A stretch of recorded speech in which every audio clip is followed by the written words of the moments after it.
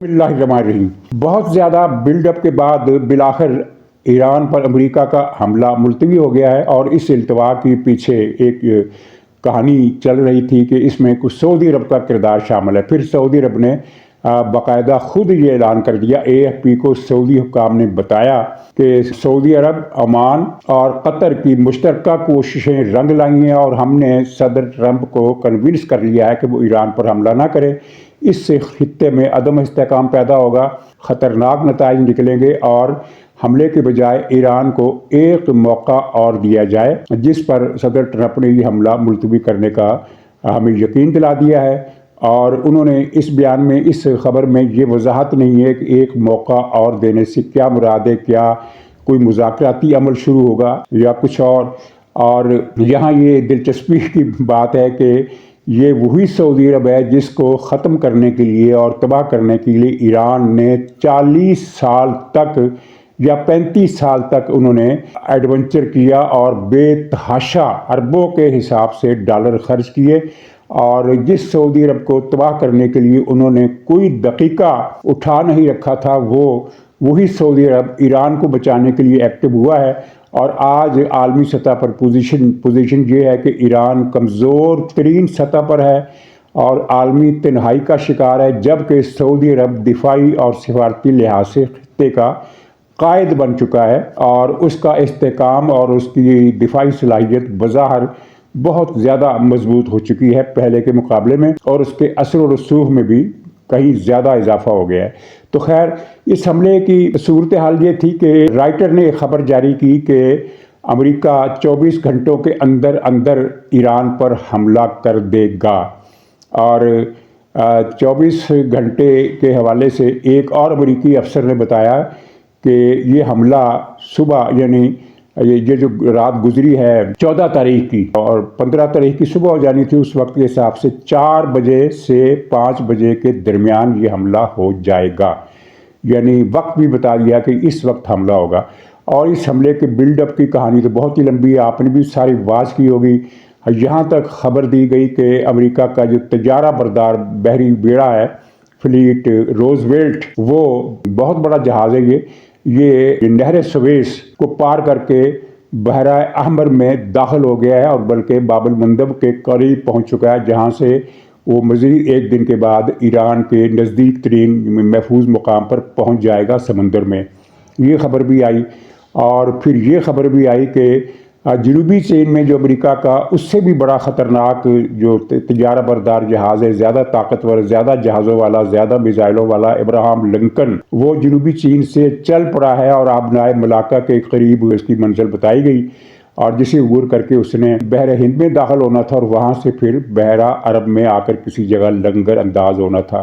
پھر ساتھ ہی جنوبی عراق میں بصرہ اور اس کے ارد گرد کے علاقے میں آسمان پر امریکہ کے ڈرون طیارے، جیٹ فائٹر اور بامبر، ان کی مسلسل پروازیں ہوتی رہیں۔ پھر یہ خبریں بھی آئیں کہ ایران نے اپنی فضائی سرحدیں بند کر دی ہیں اور اپنا دفاعی نظام متحرک کر دیا ہے، اور ساتھ ہی یہ کہ اسرائیل نے بھی ایران کے کسی متوقع حملے کے پیش نظر اپنا جو اینٹی میزائل سسٹم ہوتا ہے اس کو ایکٹیو کر دیا ہے۔ اور پھر سعودی عرب سے بھی تصویریں آئیں کہ انہوں نے بھی مختلف مقامات پر اپنا جو اینٹی میزائل سسٹم ہوتا ہے، جس طرح کا اسرائیل کا آئرن ڈوم ہے، اس طرح کا میزائل سسٹم سعودی عرب کے پاس بھی ہے، انہوں نے بھی اس کو ایکٹیو کر دیا ہے۔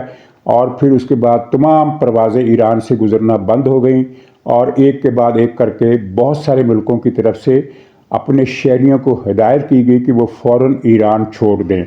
اور پھر یہ خبر بھی آئی کہ بس حملہ اب چند لمحوں کی بات ہے، یہ رات کے 3 بجے کی بات ہے، اور اس کے بعد 4 بجنے تھے، 4 بجے اس خبر کے مطابق امریکہ نے حملہ کر دینا تھا۔ لیکن اسی دوران صدر ٹرمپ کی ایک غیر متوقع پریس کانفرنس آئی، اس میں انہوں نے بتایا کہ مجھے بتایا گیا ہے، ایرانی حکام نے ان سے رابطہ کیا، جیسا کہ بعد کی خبروں سے معلوم ہوا کہ ایرانی حکام نے خود ٹرمپ سے رابطہ کیا اور انہیں بتایا کہ ایران میں قتل عام رک گیا ہے، اور جن افراد کو سزائے موت دی جانی تھی صبح، وہ سزائے موت بھی نہیں دی جائے گی۔ یہ ایک بڑی تبدیلی تھی، اور یعنی اس بات کی اطلاع کہ قتل عام رک گیا ہے، یہ قتل عام رکنا مطلب یہ ہے کہ ایرانی حکومت اعتراف کر رہی تھی کہ وہ قتل عام کر رہی ہے، کیونکہ کسی اور کی طرف سے تو وہ یہ بیان نہیں دے سکتی تھی کہ چونکہ وہاں سے قتل عام رک گیا اس لیے ہم پر حملہ نہ کیا جائے۔ تو صدر ٹرمپ نے کہا کہ قتل عام رک گیا ہے، مزید پھانسیاں بھی نہیں ہوں گی، اور اب نیکسٹ موو جو ہم دیکھیں گے۔ مطلب یہ تھا، اشارہ یہ نکلتا تھا کہ حملے کا ارادہ انہوں نے ملتوی کر دیا ہے۔ اس کے ساتھ ہی الجزیرہ نے ایک خبر بریک کی۔ اس نے کہا کہ ایک اعلیٰ سینئر ایرانی افسر نے رابطہ کیا ہے اور الجزیرہ کے رپورٹر کے ساتھ، اور اسے بتایا ہے کہ صدر ٹرمپ کی طرف سے ایرانی حکام کو یہ خبر موصول ہوئی ہے کہ امریکہ کا ایران پر حملے کا کوئی ارادہ نہیں ہے۔ تو گویا اس خبر کے ساتھ ہی ڈراپ سین ہو گیا اس ساری کارروائی کا، جو کئی دن سے چل رہی تھی اور جس کے بارے میں ہر طرف سے یہ اطلاع آ رہی تھی کہ اگلے 24 گھنٹے خطرناک ہے، اگلی 48 گھنٹے فیصلہ کن ہے۔ اس طرح کی خبریں بہت سارے ٹی وی چینل دے رہے تھے۔ اگرچہ مجھے اس میں ڈاؤٹ تھا، اس لیے میں نے یہ کہا کہ اگرچہ یہ جمعرات کی رات کو حملے کا ارادہ امریکہ کا بن رہا ہے، لیکن آخری وقت میں امریکہ یہ ارادہ بدل بھی سکتا ہے اور بات پرسوں یا اس سے بھی آگے جا سکتی ہے، اور ایسا ہی ہوا۔ لیکن ادھر جو امریکہ کے ایک سینیٹر ہے لنڈے گراہم، اس نے کہا ہے کہ صدر ٹرمپ کا ایران پر حملے کا ارادہ پکا ہے، اب وہ حملے سے نہیں ٹلے گا اور حملہ ہوگا، اور ایرانی رجیم کو اس قتل عام پر سبق سکھایا جائے گا۔ تو یہ امریکہ کا سینیٹر ہے ریپبلکن پارٹی کا، اور بہت ہی اس کو وائٹ ہاؤس میں اثر و رسوخ حاصل ہے۔ تو اب دیکھنا یہ ہے کہ اصل چیز کیا ہے۔ ایک تبصرہ یہ شائع ہوا ہے کہ ٹرمپ نے جب پچھلی مرتبہ ایران پر حملہ کیا تھا تو حملے سے چند گھنٹے پہلے، 8 یا 10 گھنٹے پہلے انہوں نے اعلان کیا تھا کہ ہم ایران سے مذاکرات کریں گے، 2 ہفتے کے اندر یہ مذاکرات ہوں گے۔ اور یہ آپ کو بھی یاد ہوگی کہ ٹرمپ کی طرف سے ایسا بیان آیا تھا کہ 2 ہفتے کے اندر ایران سے مذاکرات کا سلسلہ شروع ہو جائے گا۔ لیکن اس اعلان کے کچھ گھنٹے کے بعد، 10 گھنٹے کے بعد یا شاید 1 دن کے بعد، اگلے ہی دن امریکہ نے ایران پر حملہ کر دیا۔ تو وہ یہ ہلکے کہہ رہے ہیں کہ ٹرمپ بلف کر رہے ہیں۔ اس بلف کے پیچھے کیا چکر ہو سکتا ہے؟ کیا سعودی عرب واقعی یہ چاہتا ہے؟ کیا واقعی سعودی عرب کی خواہش پر امریکہ مان گیا ہے یا یہ بلف ہے؟ لیکن اس میں ایک خبر اور ہے جو یہ بتاتی ہے کہ حملے کے التوا کا ایک سبب یہ بھی ہو سکتا ہے۔ پینٹاگون سے ٹرمپ نے پورا پلان مانگا تھا کہ کہاں حملہ کرنا ہے، کیسے حملہ کرنا ہے، تو انہوں نے وہ پورا پلان ان کو دے دیا، اور اس پلان میں 50 اہداف شامل تھے کہ ان اہداف پر حملے کرنے ہیں۔ اور ظاہر جاسوسی نقشوں کی مدد سے انہوں نے اندازہ پورا لگایا ہوا کہ جہاں پر تنصیبات ہیں اور جہاں پاسداران انقلاب کے افسر بیٹھے ہیں، آیت اللہ حضرات کہاں ہو سکتے ہیں، یہ ساری چیزیں ان کے علم میں تھی، تو اس کے مطابق انہوں نے نقشہ بنایا۔ لیکن ساتھ ہی انہوں نے یہ کہا کہ خطے میں جو امریکی فوج موجود ہے اور جو ہتھیار، اسلحہ، جہاز، میزائل موجود ہیں، وہ ایران پر بہت بڑا حملہ کرنے کے لیے بالکل کافی ہے۔ ہتھیاروں کی کوئی کمی نہیں ہے، حملہ بے دھڑک کیا جا سکتا ہے۔ لیکن اس حملے کے بعد ایران جو جوابی کارروائی کرے گا امریکی اڈوں کے خلاف، تو اس سے روکنے کے لیے جتنے انتظامات چاہیے وہ پورے نہیں ہیں، انہیں پورے کرنے کے لیے کچھ وقت دیا جائے۔ یہ پینٹاگون کی خبر ہر عالمی نیوز ادارے کی طرف سے، خبر رساں ایجنسی کی طرف سے جاری ہوئی کہ اس جواب کے لیے تیاری کا وقت چاہیے۔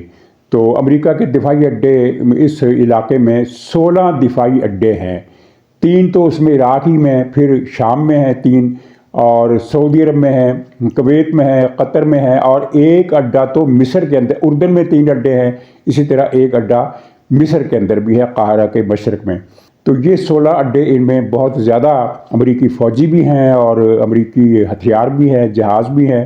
تو ان اڈوں کو ایران میزائل سے نشانہ بنائے گا، جس طرح اس نے پچھلی مرتبہ قطر میں امریکی اڈے کو نشانہ بنایا تھا، لیکن وہ حملہ تو ناکام رہا۔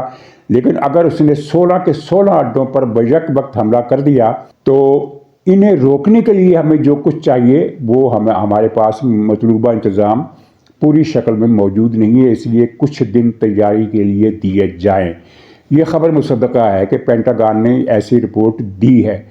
تو اس کا مطلب یہ بھی نکالا جا سکتا ہے کہ دراصل سعودی عرب کا مطالبہ نہیں مانا گیا، بلکہ پینٹاگون کی سفارش کو سامنے رکھا گیا ہے اور حملہ ہوگا۔ یہ میں نے جو منظر ہے وہ بتایا ہے. اپنی رائے میں نے نہیں دی کہ یہ بلف ہے یا واقعی حملہ ملتوی ہو گیا ہے.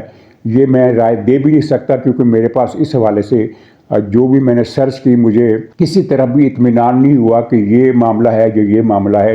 یعنی نہ تو اس بات پر پوری طرح اعتبار کرنے کی وجوہات موجود ہیں کہ حملہ سعودی خواہش پر ملتوی ہوا، اور نہ ہی یہ کہا جا سکتا ہے کہ پینٹاگان کی رپورٹ کی وجہ سے ٹرمپ نے یہ ڈرامہ کیا اور حملے کو ملتوی کیا. جو بات یقینی ہے وہ یہ ہے کہ امریکی اسٹیبلشمنٹ اور امریکہ کی حکومت اور خود صدر ٹرمپ بلکہ یورپ کے بہت سارے ملک جو امریکہ کے روایتی اتحادی سمجھے جاتے تھے یا شاید اب بھی ہیں، وہ سب یہی چاہتے ہیں کہ ایران پر حملہ ہو.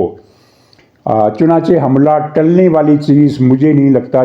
جس بات پر میں قائل ہوں وہ یہ ہے، اور جس بات پر میں قائل نہیں ہوں وہ یہ ہے کہ التوا کی حقیقی وجہ کیا ہے. اس کے بارے میں میرا دل ابھی مطمئن نہیں ہے کہ کون سی وجہ زیادہ درست ہے، کون سا معاملہ زیادہ درست ہے. لیکن حملے کی حد تک میں کلیئر ہوں کہ یہ ہونا ہے، چاہے ایک ہفتے کے بعد ہو چاہے ایک مہینے کے بعد ہو، لیکن یہ حملہ ہونا ہے. کیونکہ یہ تقریباً امریکہ نہیں بلکہ یوں کہنا چاہیے کہ عالمی اسٹیبلشمنٹ یہ طے کر چکی ہے کہ اب یہ معاملہ آگے نہیں چلنے دیا جائے گا. تو کیا ہوتا ہے اب ایران کے اندر کی صورتحال کیا ہے؟ پہلے میں یہ بتا دوں کہ سعودی عرب اور ترکی سب سے زیادہ مخالف کیوں ہیں. پاکستان بھی امریکی حملے کا مخالف ہے، ایران پر حملے کا مخالف ہے، اگرچہ جہاں پی ٹی آئی کے لوگ بہت پروپیگنڈا کر رہے ہیں کہ پاکستان نے ایران پر حملے کے لیے اپنی سرزمین دینے کا وعدہ کیا ہے. یہ 100% جھوٹ ہے. اور کل ان کا ایک فتنہ پرداز مولوی ہے، مولوی حامد رضا فیصل آباد والا، ہمیشہ جھوٹ بولتا ہے. اس نے قومی اسمبلی میں کوئی اس طرح کی بات کی کہ حکومت اڈے دینا چاہتی ہے، وضاحت کرے گی وہ اڈے دے رہی ہے کہ نہیں دے رہی. یہ کنفیوز کرنے کی بات ہے. وضاحت مانگنا بذات خود ایک طرح کی شر پسندی ہے، اس لیے کہ حامد رضا کو بھی معلوم ہے کہ پاکستان امریکہ کو کوئی اڈا نہیں دے گا ایران پر حملے کے لیے. اڈا کیا، بندوق کی ایک گولی بھی نہیں دے گا. کچھ بھی ہو جائے، اور ایسی پوزیشن ہے بھی نہیں کہ امریکہ پاکستان سے مدد مانگے. تو خیر پاکستان بھی مخالف ہے اور بھی کئی لوگ مخالف ہیں، لیکن ترکی اور سعودی عرب سب سے زیادہ مخالف ہے حملے کے خلاف. یہ بہت زیادہ اونچی آواز میں بات کر رہے ہیں. اور اس کی وجہ کیا ہے؟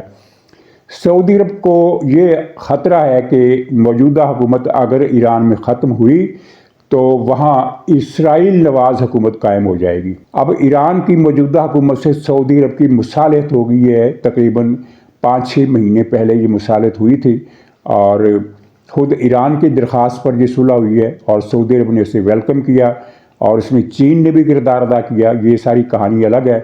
تو سعودی عرب نہیں چاہتا کہ ایک ایسی حکومت چلی جائے جس کے ساتھ اس کی صلح ہو گئی ہے، اور اس کی جگہ ایسی حکومت آ جائے جو اسرائیل نواز ہو. کیونکہ یہ نظر آ رہا ہے کہ موجودہ حکومت کے خاتمے کے بعد وہاں جو بھی نظام آئے گا وہ پرو امریکہ ہوگا اور پرو اسرائیل بھی ہوگا. اور ترکی کو کیا خطرہ ہے؟ ترکی کو 2 خطرات ہیں. ایک تو یہی پرو اسرائیل گورنمنٹ آ جائے گی، اس نے پہلے ہی جنوب میں اپنے لیے شام کی دوستانہ حکومت کا تعاون حاصل کیا ہے، اور یہ ترکی کے لیے بہت بڑے اعتماد اور فائدے کی بات ہے. لیکن اگر ایران میں اسرائیل نواز حکومت بن جاتی ہے تو گویا کہ ترکی کو پھر اس حوالے سے پھر سے پریشان ہونا پڑے گا. اور دوسری وجہ کیا ہے کہ اگر ایران میں نظام بدلتا ہے تو 2 صورتیں ہو سکتی ہیں. ایک یہ کہ صرف نظام بدلے اور ایران کی سالمیت برقرار رہے، یعنی اس کے نقشے میں کوئی تبدیلی نہ آئے. اور دوسری صورت یہ ہے جس کا امکان بہرحال موجود ہے کہ ایران کے حصے بکھرے ہو جائیں، جس طرح کہ عراق میں 3 حصے ہو گئے. عراق میں بھی آپ کے علم ہے کہ عملاً عراق اس وقت 2 ملکوں میں بٹا ہوا ہے. 3 حصے کہہ لیں لیکن 2 ملک. ایک کردستان ہے، اگرچہ وہ وفاق میں شامل ہے، پارلیمنٹ کا حصہ ہے، لیکن کردستان کے پورے علاقے میں جو تقریباً عراق کا 25-30% رقبہ بنتا ہے، اور اس پر کردوں کی خود مختار حکومت قائم ہے، اور وہاں عراقی حکومت کوئی مداخلت نہیں کر سکتی. تیسرا حصہ سنیوں کا ہے، الانبار صوبے کا. وہاں حکومت تو قائم نہیں ہے لیکن وہاں سنیوں کو عراقی حکومت نے کچھ خصوصی اختیارات دیے ہیں، اور وہاں عدم مداخلت کا اصول چل رہا ہے. تو عملاً عراق 3 حصوں میں اور 2 زیادہ حقیقی حصوں میں بڑھ چکا ہے. اسی طرح شام میں کردوں کا علاقہ الگ ہے، باقی ملک الگ ہے. اسی طرح لیبیا میں بھی دو بڑے حصے اور کل ملا کے 7 حصے، یعنی ایک ہفتار کا دھڑا ہے، ایک دوسرا دھڑا ہے جس کی ترکی حمایت کرتا ہے، اور اس کے علاوہ جو باقی علاقہ ہے اس میں 6-7 قبائلی قسم کی ریاستیں یا قبائلی علاقے، سمجھ لیں کہ قبائلی علاقے قائم ہو گئے جہاں نہ سرکاری فوج جاتی ہے نہ ہفتار کی فوج جاتی ہے۔ تو ایران کے بھی حصے بکھرے ہو سکتے ہیں، یہ ریکارڈ بتاتا ہے کہ اس کا امکان موجود ہے، اور یہ حصے بکھرے ہوں گے زیادہ تر مغرب میں۔ مشرق میں اگرچہ بلوچستان کے اندر علیحدگی کی تحریک ہے، لیکن زیادہ بڑا خطرہ جو ہے وہ مغرب کی طرف سے ہے، جہاں 2 علاقوں میں آزادی یا علیحدگی کے جذبات موجود ہیں۔ ایک ہے آذربائیجان، آذری قوم 4 صوبوں میں ہے اور وہ مسلکاً شیعہ ہیں، لیکن مسئلہ وہاں مذہب کا نہیں ہے، مسلک کا نہیں ہے، مسئلہ وہاں نسلیت کا ہے، نسل پرستی کا ہے۔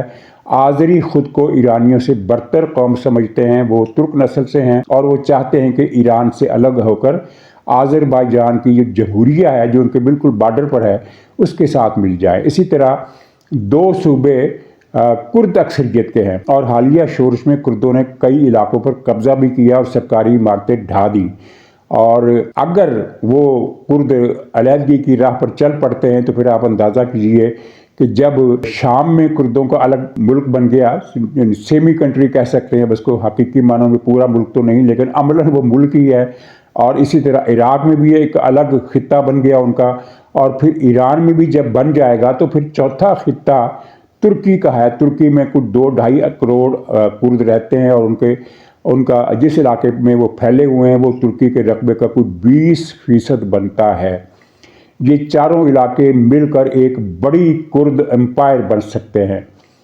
عراق میں 1 کروڑ کرد ہیں، شام میں کوئی 25-30 لاکھ ہیں، اور ترکی میں کوئی 3 کروڑ 2.5 کروڑ ہے، اسی طرح ایران میں کوئی 1 کروڑ کے قریب ہے۔ تو یہ 7-8 کروڑ کی آبادی کا ملک بن جائے گا، اور جو رقبے کے لحاظ سے موجودہ ایران اور سعودی عرب اور ترکی تینوں سے بڑا ہوگا، رقبے کے اعتبار سے، آبادی کے اعتبار سے نہیں، رقبے کے اعتبار سے اتنا بڑا ملک ہوگا۔ تو ترکی کٹ جائے گا، ترکی کے بھی یعنی ترکی کو بھی اپنے ایک حصے سے محروم ہونا پڑے گا۔ تو ترکی بھی نہیں چاہتا کہ ایران کے اندر کوئی ایسا عدم استحکام یا انتشار پیدا ہو جس کے نتیجے میں ملک ہی ٹوٹ جائے۔ تو ترکی کی مخالفت کی وجہ یہی ہے، اور اسی طرح پاکستان بھی حملے کا مخالف ہے، اس لیے کہ پاکستان بھی سمجھتا ہے کہ اگر ایران کے اندر اتنا بڑا انتشار جنم لیتا ہے تو بلوچستان ایران سے الگ ہو جائے گا، اور پھر وہ بلوچستان پاکستانی بلوچستان سے مل کر ایک نیا ملک بنانے کا سوچ سکتا ہے، جس کی طرح پچھلے دنوں امریکی وزیر خارجہ مارک روبیو نے اشارہ بھی دیا کہ مستقبل میں پاکستانی اور ایرانی بلوچستان پر مشتمل ایک نیا ملک وجود میں آ سکتا ہے۔ تو خطرے کی گھنٹی پاکستان کے لیے بھی ہے، اور ویسے بھی اصولی موقف جو ہے پاکستان کا وہ یہ ہے کہ کسی ملک کو کسی دوسرے ملک پر حملہ کرنے کا اختیار نہیں ہے، اور یہی موقف پاکستان نے یوکرائن کے مسئلے پر بھی اپنایا تھا۔ یہ پاکستان کا اصولی موقف ہے۔ پاکستان نے روس کی مخالفت صرف اس لیے کی کہ اس نے ایک دوسرے ملک پر حملہ کیا تھا، ورنہ یوکرائن سے تو ہماری کبھی کوئی دوستی رہی ہی نہیں ہے، اور نہ ہی ہمارا کوئی مفاد اس سے وابستہ رہا ہے ماضی میں۔ تو یہ پاکستان کا اصولی موقف ہے کہ ایران ہو یا الجیریا ہو یا لیبیا ہو یا مصر ہو، کسی بھی ملک پر کسی دوسرے ملک کا حملہ ہم جائز قرار نہیں دے سکتے۔ تو یہ باتیں جو ہیں یہ کلیئر ہو جانی چاہیے، اور یہ جو پاکستان میں ایک پروپیگنڈا ہو رہا ہے کہ پاکستان امریکہ کا ساتھ دے گا، یہ شرمناک بھی ہے اور جھوٹا بھی ہے، اور باقاعدہ ایک شر انگیز ایجنڈے کے تحت یہ پروپیگنڈا کیا جا رہا ہے۔ امریکی سینیٹر کا نام مجھے لگتا ہے میں نے غلط لے لیا، گراہم بیل اس کا نام ہے، میں نے کچھ اور کہہ دیا۔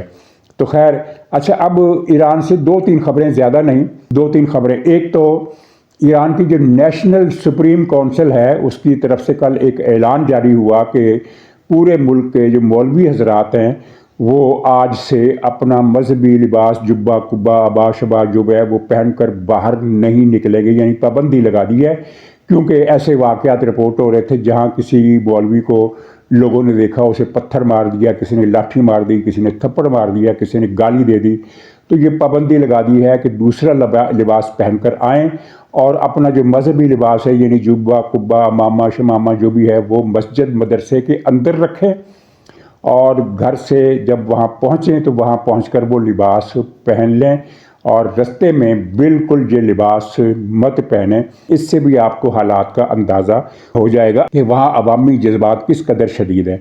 ایک خبر یہ بتائی گئی ہے کہ فلم اس کی آئی ہے کہ چھوٹے تابوت، بڑی تعداد میں تابوت کہتا ہوں، یہ بوریاں، چھوٹی بوریاں، تھیلے، چھوٹے تھیلے بڑی تعداد میں اجتماعی قبروں میں دفن کیے گئے ہیں۔ ان چھوٹے تھیلوں میں بچوں کی لاشیں ہیں، کیونکہ بچوں کا بہت بڑی تعداد میں قتل عام ہوا ہے۔ ان میں 6 مہینے کے بچوں سے لے کر 11، 12، 13 سال کی عمر کے بچے بھی شامل ہیں، اور ٹین ایجر تو ہزاروں کی تعداد میں مارے گئے ہیں۔ یہ خبر بھی بڑی دردناک ہے۔ اور پھر ایک خبر یہ ہے کہ ایرانی انقلاب کے کچھ جو قیادت ہے، جو نمایاں افراد ہیں، ان میں سے کچھ لوگوں نے پچھلے 48 گھنٹے میں $1.5 ارب خلیجی بینکوں میں جمع کرائے ہیں، یعنی وہ ایران سے رقم نکال کر خلیجی ملکوں میں محفوظ کر رہے ہیں۔ ان میں مجتبیٰ خامنائی بھی شامل ہے، جو علی خامنائی کا بیٹا ہے۔ اور پھر ادھر ایک خبر چھوٹی سی یہ ہے کہ امریکہ نے ایرانی انقلاب کی قیادت کے 15 افراد پر پابندیاں لگا دی ہیں۔ ان میں سر فہرست جو نام ہے وہ علی لاریجانی کا ہے۔ ان پر پابندیاں یہ کہہ کر لگائی ہیں کہ ان لوگوں نے ایران میں عوام کا قتل عام کیا ہے۔ تو اس کے علاوہ وہاں سے جو خبریں آ رہی ہیں کہ زیادہ تر جو مرنے والے ہیں ان کے سروں میں گولی ماری گئی، یعنی وہ اندھا دھند فائرنگ سے نہیں مارے گئے، بلکہ ان کو گھیر کر سروں کا نشانہ لے کر مارا گیا۔ اور ایسی تصویریں بہت بڑی تعداد میں آ رہی ہیں کہ فوجی جیپوں پر مشین گنیں، ہیوی مشین گنیں، یعنی وار لیول کی جو مشینری ہوتی ہے وہ لگا کر وہ جیپیں گشت کر رہی ہیں اور اندھا دھند فائرنگ کر رہی ہیں۔ ایک سین دکھایا گیا ہے کہ ایک میدان میں ہزاروں گولیاں پڑی ہوئی ہیں، یعنی اس جگہ پر ہزاروں گولیاں چلائی گئیں۔ اور بہت ساری خبریں ہیں، لیکن پھر وہ پروگرام بہت لمبا ہو جائے گا، اس لیے اجازت دیجیے، انشاءاللہ اگلے ولاگ میں پھر ملاقات ہوگی۔ تب تک کے لیے خدا حافظ۔